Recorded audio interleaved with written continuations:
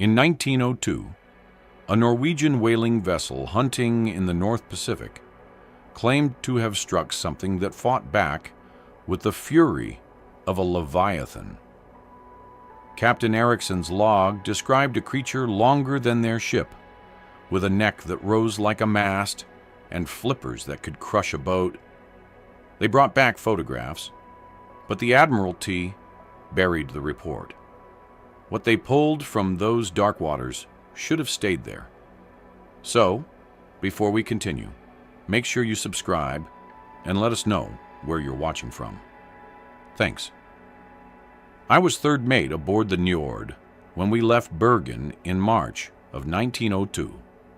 Our captain, Olav Ericson, had hunned the Arctic waters for 20 years and knew the ice like a man knows his own hands.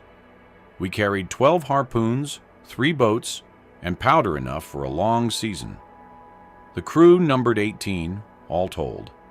Hard men who could work a line in a gale and sleep standing against a mast. Our ship was built for the hunt. Oak planking 2 hands thick, ribs of iron, and a bow reinforced with steel bands. The harpoon gun mounted forward could drive a shaft through a whale's heart at 50 yards. Magnus Larsson served as gunner and kept the weapon clean as his own rifle.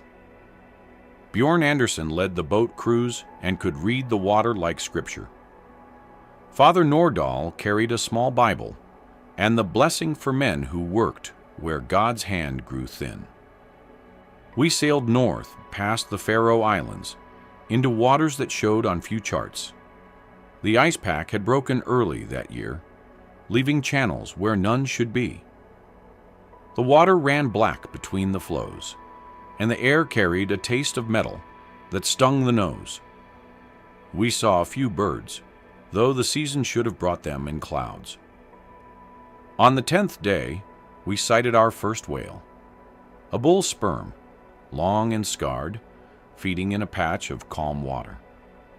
Ericson ordered the boats lowered. I took the steering oar in the second boat with Anderson at the bow and 4 men at the sweeps. The water was still enough to hear our breathing. We closed to 30 yards before the whale sounded. It dove clean with barely a ripple, and we waited with harpoons ready. The line ran out slow and steady, marking the creature's path below. Then it stopped. The water stayed flat. We pulled the line, and it came up light. No weight, no struggle. The harpoon rose to the surface, with the head bent at an angle that should have been impossible. The iron was twisted like wire. Anderson hefted the bent shaft and shook his head. "No whale does this," he said. The metal was scored with deep grooves, as if filed by something harder than tooth or bone. We searched the water for sign of the animal, but saw only empty sea. That night, we heard sounds from below the hull. Not the knock of ice or the scrape of kelp. A rhythmic tapping, slow and deliberate, that traveled the length of the keel from bow to stern. The next morning brought fog thick as wool. We drifted in a pocket of clear water, surrounded by walls of gray. The surface lay smooth as glass, broken only by the slow circle of our wake. Through the fog came a sound, like the breath of a great bellows, deep and regular. It echoed off the water without direction. Larsson stood by the harpoon gun and tested the elevation. "Something moves out there," he said. "Something large." The breathing continued at measured intervals, never closer, never farther. We strained to see through the fog, but it held like a curtain around us. When the mist lifted near noon, we found ourselves in a bay of clear water bordered by ice walls on 3 sides. The water was deeper than our lead could find, running dark blue that seemed almost black. At the center of the bay, something broke the surface. A ridge of dark flesh appeared and submerged again, too large and too long to be any whale we knew. Ericson studied it through his glass and spoke without lowering the scope. "Ready the gun," he said. "Whatever it is, we take it clean." Larson primed the charge and loaded a heavy harpoon with a double-barbed head. The line paid out clear from its tub. The crew took positions along the rail with boat hooks and axes. The creature rose again, this time showing more of itself. A broad back appeared first, dark gray with lighter patches like old scars. Then a neck emerged, thicker than a tree trunk, lifting a head above the water. The head was not like any whale's. It was narrow and long, with eyes set forward like a hunting animal. The neck bent and turned as the creature looked toward our ship. "Jesus, save us," whispered one of the men. Father Nordahl gripped his Bible but did not speak.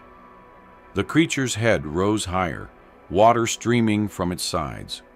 The neck stretched 20 feet above the surface, perhaps more. I felt my hands shake as I counted the length of it. No whale had such a neck. No whale held its head so high and still. Larson sighted down the gun and waited for the captain's word. The creature turned its head toward us and paused. Even at that distance, I could see the dark eye fix on our vessel. The water around it stirred as something moved beneath the surface. Large shapes shifted in the depths, too dim to make out clearly. "Fire," Ericson said. The harpoon flew true and struck the creature behind the head where the neck met the shoulders. The shaft buried itself deep, and the line snapped taut with a sound like a whip crack. The creature's head shot up, the mouth opening to show teeth like daggers. The sound that came out was not a whale's call. It was a roar that rolled across the water and bounced off the ice walls. The beast dove, and the line screamed off the reel. We had struck whales before, but nothing pulled like this. The line ran out faster than any man could follow. Larson threw his weight against the brake, and smoke rose from the friction. The ship's bow dipped toward the water as the creature pulled us forward. "Cut the line!" Anderson shouted, but Ericson held up a hand. "Hold fast," he said. "We see what we have caught."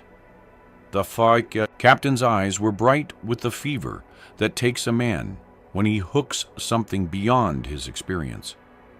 I had seen it before, in hunters who found tracks too large for any known animal.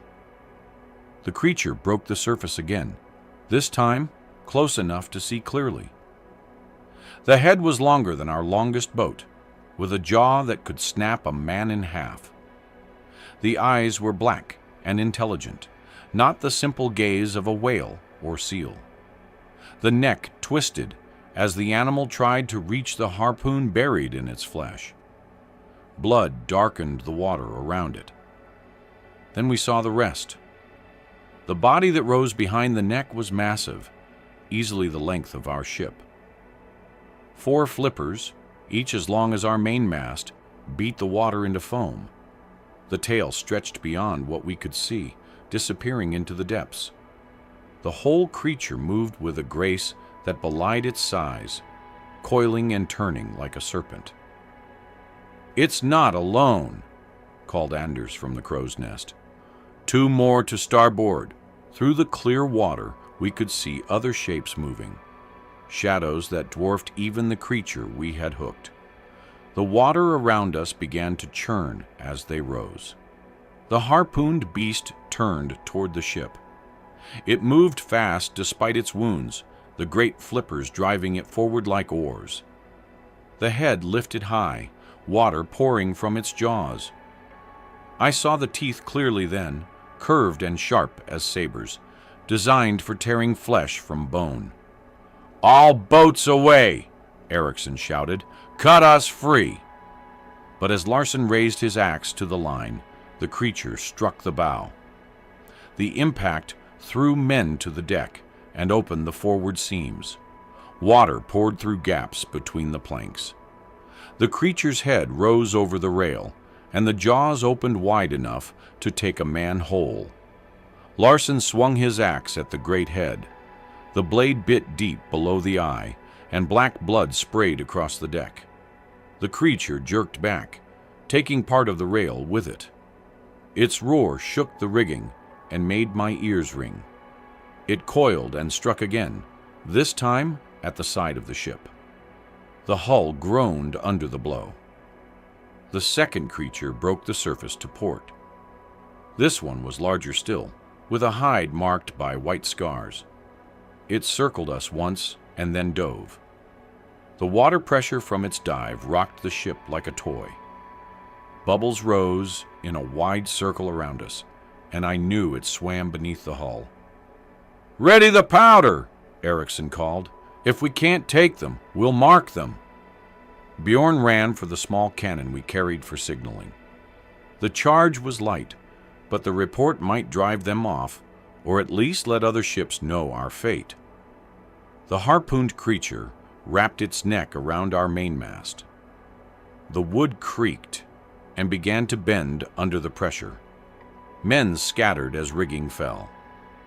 The creature's weight listed the ship to starboard. Water lapped over the side and rushed across the deck. I grabbed a boat hook and drove the iron point into the creature's hide. It felt like striking rock. The point skittered off the scales without leaving a mark. The creature's eye turned toward me, and I saw my own reflection in the black depths. There was intelligence there, cold and alien, but intelligence nonetheless. Father Nordahl stepped forward with his Bible raised. He spoke in Latin, the words for casting out demons. The creature's head turned toward him and tilted as if listening. For a moment, it seemed to pause. Then it opened its jaws and roared again, spraying the priest with water and blood. Nordahl stood his ground, though his hands shook. The ship lurched as the creature below us struck the hull. Planks split with sounds like gunshots. The Njord was built to face ice and storm, but not this. The iron ribs bent under pressure no ship was meant to bear. We were taking water faster than the pumps could clear it. "Abandon ship," Ericson finally called. The boats had been readied, though launching them seemed impossible with the creatures so close. The harpooned beast still held the mast, but its grip was weakening. Blood loss was slowing its movements. Larson lit the signal cannon and fired it into the creature's open mouth. The explosion echoed in the confined space of its throat. The beast released the mast and fell back into the water, trailing smoke and blood. It thrashed once more and then went still, floating on its side. The harpoon line went slack, but the others remained. I counted at least 3 more circling us, their dark shapes visible through the clear water. They moved with purpose, as if coordinating their attack. One rose near the stern and examined our rudder with what seemed like curiosity. Another surfaced close enough to touch, its head longer than our longest boat. We lowered the boats in haste. The first held 6 men, including Anderson. They pulled hard for the ice wall and reached it safely. The second boat carried 4 men and Father Nordahl. As they cleared the ship's side, one of the creatures rose beneath them. The boat lifted on the creature's back and hung there for a moment before sliding off. The men tumbled into the water. Nordahl went under and did not surface. The others clung to the overturned boat and called for help. The creature circled them once, its head breaking the water nearby. Then it dove again, leaving only ripples. The third boat held myself, Ericson, and 4 others. We rowed with desperate strokes toward the ice. Behind us, the Njord listed further, as water filled her hold. The mainmast bent at an impossible angle where the dead creature had twisted it. A shadow passed under our boat. I felt the presence of something vast and patient, moving below us. The water darkened as it rose. Then a head broke the surface beside us, close enough to see the individual scales. This one was different from the others, older, with scars that told of long survival in these waters. It examined us without malice, the way a man might study an insect. The eye that fixed on mine held depths I could not fathom. I sat frozen with the oar in my hands, afraid to move or breathe. The creature's breath washed over us, carrying the smell of deep water and ancient things. Then it sank away as silently as it had come. We rowed on, never looking back until we reached the ice. From that safe distance, we watched the Njord go down. The ship settled slowly, the deck awash, the bent mast pointing toward the gray sky. The dead creature floated nearby, its great bulk turning slowly in the current. We were rescued 2 days later by a Danish sealer who heard our signal fire. Captain Ericson was skeptical when we told our story, but he allowed us passage to Hammerfest. Ericson had saved his logbook and the photographic plates from the cabin. The images showed the creatures clearly, though the scale was hard to judge without reference. At Hammerfest, Ericson reported our encounter to the Maritime Authority. The official listened without comment and filed the report. Within a week, representatives from the Naval Ministry arrived and confiscated all our materials. They interviewed each survivor separately and made it clear that discretion would serve us better than publicity. The photographs vanished into government files. The logbook was declared classified. We were each given a sum of money and warned against speaking of what we had seen. The official report listed the Njord as lost to ice damage in a spring storm. No mention was made of the creatures. But I know what we saw in that hidden bay. I know what pulled our ship down and watched us with eyes older than any whale's. In the deep waters of the Arctic, things still move that were old when the ice first formed. They have learned to avoid men and ships, but they remember us. And sometimes, when the conditions are right and the fog lifts at the proper moment, they let themselves be seen. The Navy buried our story, but they couldn't bury the truth. Somewhere in their files, the photographs wait. The creatures we harpooned was not the last of its kind. In the deepest waters, where the ice never melts and the sun never reaches, they swim still, and they are watching.